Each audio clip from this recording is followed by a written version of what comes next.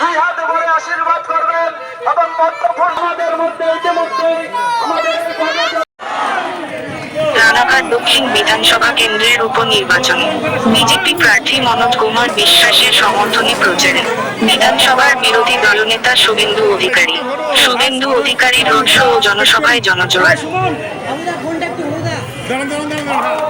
রানাঘাট দক্ষিণ বিধানসভা কেন্দ্রের উপনির্বাচনে বিজেপি প্রার্থী মনোজ কুমার বিশ্বাসের সমর্থনে প্রচারে বিধানসভার বিরোধী দলনেতা শুভেন্দু অধিকারী রোড শো ও জনসভায় জনজোয়ার।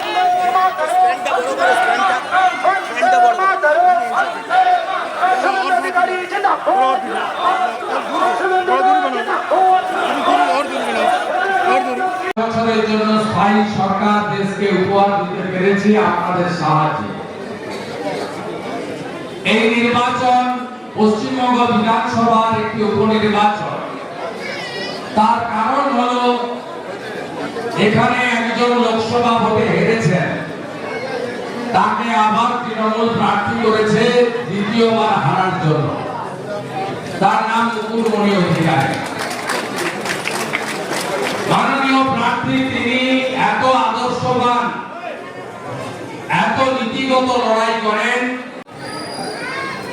যোগদান করেছিলেন 10ই মার্চ তৃণমূল কংগ্রেসে লোকসভার সাংসদ হওয়ার জন্য।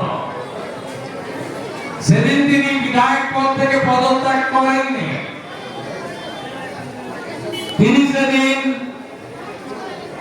যোগদান করেছিলেন কলকাতাতে,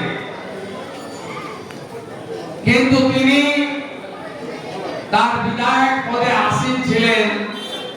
নমিনেশন ফাইল করতে যাওয়ার আগের দিন আইনি জটে পদত্যাগ করতে বাধ্য হয়েছেন।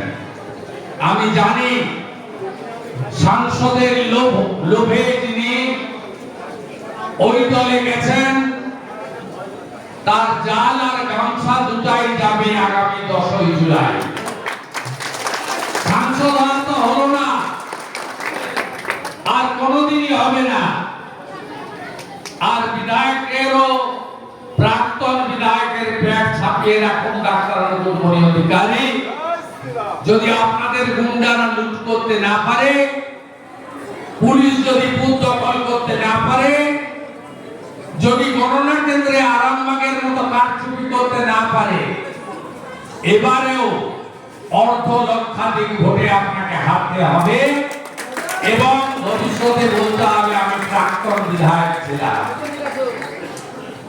পশ্চিমবঙ্গে বিধানসভার ভিতরে এর আগে সিপিএম বিরোধী দলে ছিল, সূর্যকান্ত মিশ্র বিরোধী দলনেতা ছিলেন। কংগ্রেস বিরোধী দলে ছিল, কংগ্রেসের নেতা বিরোধী দলনেতা ছিলেন। আপনারা দেখেছেন তৃণমূলের সঙ্গে কেউ লড়েছে 2011 সাল থেকে। আপনারা 21 সালে 2,28,00,000 ভোট দিয়ে আমাদের 77 জনকে পাঠিয়েছিলেন। ভারতীয় জনতা পার্টির কেন্দ্রীয় নেতারা আমাকে বিরোধী দলনেতার দায়িত্ব দিয়েছিল। বিধানসভার ভিতরে নো সেটিং অপোজিশন কাকে বলে আমরা বিজেপি প্রমাণ করেছি। আপনারা বিজেপি এমএলএ এবং বিরোধী দলনেতার ভূমিকা যারা দেখেছেন, আমি আপনাদের কাছে জানতে চাই রাজ্যের বিরোধী দল কেমন হওয়া উচিত এটাকে বিজেপি প্রমাণ করতে পারেনি।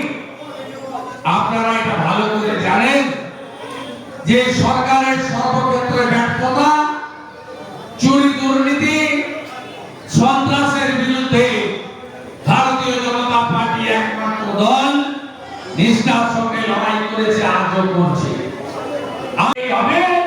আর ইমাম সাহেবরা ভোটের সময় শুক্রবারে আপনাদের প্রার্থনায় বলে দিলেই হবে।